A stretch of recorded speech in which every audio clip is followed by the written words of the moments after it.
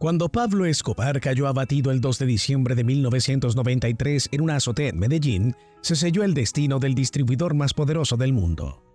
Su descenso representó el fin de una era sangrienta, marcada por la violencia desmedida y la corrupción en Colombia. Sin embargo, aunque el hombre que lideraba el cartel de Medellín había sido eliminado, las consecuencias de su imperio criminal no desaparecieron con él. De hecho, su descenso fue solo el comienzo de una nueva serie de eventos que darían forma al tráfico.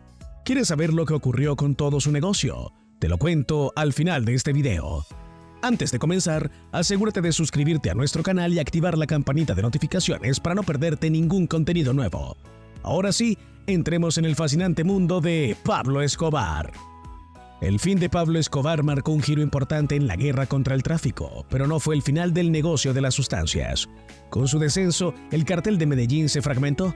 Los principales lugartenientes de Escobar ya estaban abatidos, en prisión o en fuga. Sin un liderazgo centralizado, lo que alguna vez fue una organización sólida se desintegró. Los pequeños grupos que surgieron trataron de llenar el vacío de poder, pero carecían del control y la influencia que Escobar había ejercido. Uno de los actores clave que emergió tras la caída de Escobar fue el Cartel de Cali. Durante los años 80, el Cartel de Cali había mantenido una rivalidad silenciosa con el de Medellín. A diferencia de Escobar, los líderes de Cali preferían una estrategia más sutil, con menos violencia y más enfoque en la corrupción y las conexiones políticas. Tras el descenso de Escobar, aprovecharon el vacío de poder para consolidar su dominio sobre el tráfico de polvos blancos. Se estima que durante su apogeo el Cartel de Cali controlaba hasta el 80% del mercado mundial de polvos blancos, convirtiéndose en la nueva fuerza dominante en el tráfico. Pero la paz no llegó con el dominio del Cartel de Cali. Aunque eran menos violentos que el Cartel de Medellín, la violencia seguía siendo una herramienta esencial para mantener el control del negocio. El gobierno colombiano, con el apoyo de Estados Unidos, lanzó una ofensiva similar a la que había terminado con Escobar, y en 1995 las cabezas del Cartel de Cali fueron capturadas o asesinadas. Con la caída de este segundo gigante, Colombia se enfrentaba a un panorama donde los grandes carteles habían sido desmantelados, pero el tráfico no había desaparecido. En este vacío surgieron nuevas dinámicas criminales. La fragmentación de los grandes cárteles dio lugar a una descentralización del tráfico. Pequeñas bandas conocidas como oficinas de cobro o backring, bandas criminales, comenzaron a controlar los territorios locales y rutas de tráfico. Aunque estos grupos no tenían el poderío y la influencia internacional de los carteles de Medellín y Cali, mantuvieron el tráfico vivo y funcionando.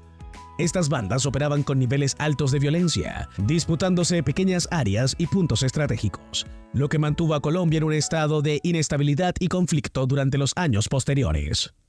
La guerra contra el tráfico también tuvo un impacto profundo en la política y la economía de Colombia. El país se había convertido en un escenario de conflicto entre los distribuidores, el gobierno y las guerrillas de izquierda como las FARC, Fuerzas Armadas Revolucionarias de Colombia. Desde la década de los 70, los distribuidores habían financiado en parte a las guerrillas, pero tras la caída de los grandes cárteles, las FARC comenzó a involucrarse más directamente en el tráfico. Controlaban plantaciones de coca, laboratorios y rutas de transporte, convirtiéndose en uno de los principales actores del tráfico en Colombia. El tráfico también contribuyó a la intensificación del conflicto armado en Colombia. Las FARC utilizaron el dinero del tráfico de sustancias para financiar su lucha contra el gobierno, lo que provocó un aumento de la violencia en las zonas rurales.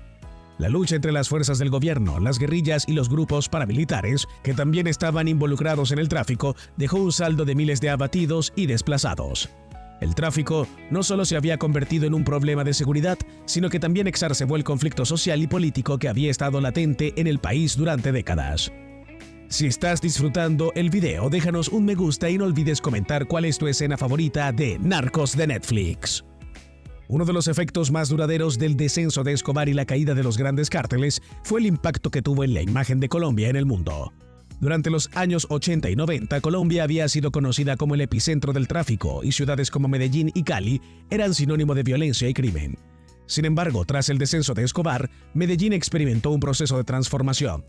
Las autoridades locales y nacionales, junto con organizaciones internacionales, emprendieron un esfuerzo por rehabilitar la ciudad, invirtiendo en educación, infraestructura y programas sociales. Medellín, una vez la ciudad más peligrosa del mundo, fue reconocida años después como un ejemplo de transformación urbana. Sin embargo, las cicatrices de la violencia de la era de Escobar todavía eran visibles. Las comunas, barrios empobrecidos que habían sido epicentros de la violencia y el tráfico, continuaban siendo zonas con altos niveles de criminalidad. A pesar de los esfuerzos de rehabilitación, las estructuras criminales que surgieron después del descenso de Escobar seguían operando en estas áreas. La relación entre Colombia y Estados Unidos también cambió tras el descenso de Escobar. Durante los años 80 y 90, la política estadounidense había estado profundamente involucrada en la guerra contra el tráfico en Colombia. Programas como el Plan Colombia, que proporcionó miles de millones de dólares en ayuda militar y económica para combatir el tráfico y las guerrillas, fueron implementados en respuesta al poder de los cárteles. Después de la caída de los grandes cárteles, Estados Unidos continuó apoyando a Colombia en su lucha contra el tráfico, aunque el enfoque comenzó a desplazarse hacia la erradicación de cultivos y la lucha contra las guerrillas. El legado de Pablo Escobar también ha perdurado en la cultura popular. Aunque fue responsable de miles de abatidos y sembró el caos en Colombia, su figura ha sido romantizada en películas, series de televisión y libros. Series como Narcos de Netflix ha presentado a Escobar como un antihéroe, lo que ha generado controversia en Colombia, donde muchos consideran que estas representaciones no reflejan adecuadamente el sufrimiento que causó. La mitificación de su figura plantea preguntas sobre cómo se debe recordar a figuras históricas tan polarizantes y peligrosas. Más allá del impacto inmediato de su descenso en Colombia, la historia de Pablo Escobar y el tráfico continúa siendo relevante hoy en día. Aunque Escobar ya no está, el tráfico sigue siendo un problema global que afecta a muchas naciones. La demanda de polvos blancos en Estados Unidos y Europa sigue siendo alta, y aunque los grandes cárteles colombianos han sido desmantelados, nuevas organizaciones en México, como el Cártel de Sinaloa, han tomado el relevo controlando la producción y distribución de sustancias en América Latina. Así, el descenso de Escobar no marcó el fin del tráfico, sino un cambio en su dinámica. Al final, el descenso de Pablo Escobar no significó el fin de una era, sino una transformación en las estructuras del tráfico que continúan evolucionando hasta el día de hoy. Los efectos de su vida y descenso siguen sintiéndose en Colombia y en el mundo, ya que su legado ha dejado una marca indeleble en la historia del tráfico global.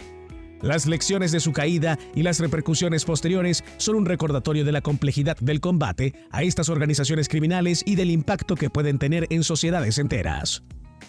Para cerrar, quedan varias preguntas clave que nos invitan a reflexionar sobre lo que siguió después del descenso de Escobar. ¿Cómo han evolucionado las estrategias globales de lucha contra el tráfico desde el descenso de Pablo Escobar? ¿Es posible acabar con el tráfico a través de la intervención militar o se necesita un enfoque más centrado en lo social y económico? Y finalmente, ¿cómo debería recordar la historia a Pablo Escobar? ¿Como un villano indiscutible o como una figura compleja producto de las circunstancias de su tiempo y entorno? Si te ha gustado este análisis y quieres más contenido sobre personajes icónicos, no olvides suscribirte, dejar tu comentario y darle like a este video. Gracias por acompañarnos y hasta la próxima.